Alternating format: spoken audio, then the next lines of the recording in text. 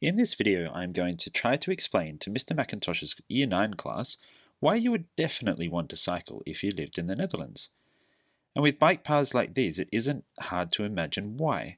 This is a bicycle path that takes you right under the Rijksmuseum in Amsterdam, the biggest museum in all of the Netherlands.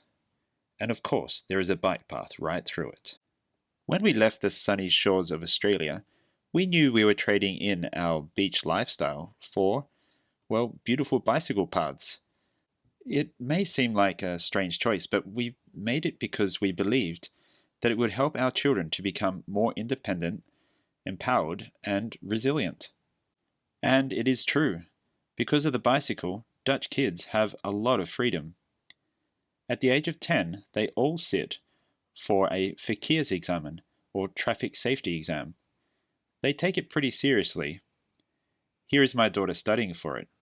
There is also a practical component where they all have to bring their bikes to school and they run through a variety of drills. Even my son, who is 7, has also had this sort of practical instruction.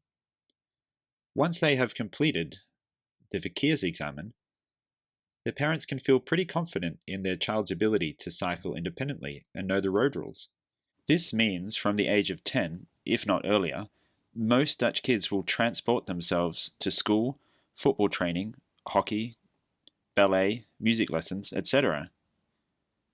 This is life-changing for both parents and kids. Parents because they don't have to taxi their kids everywhere, and kids because they have untold amounts of freedom. And from what I can see, kids love the freedom. They cycle around town in friendship groups. They cycle to school together. They are on their way to adulthood. They are empowered and independent. When my school went on an excursion, students were expected to bring their bicycles so that they could cycle approximately 8 kilometers to the place we were going. This is totally normal, but also extremely enjoyable for the children.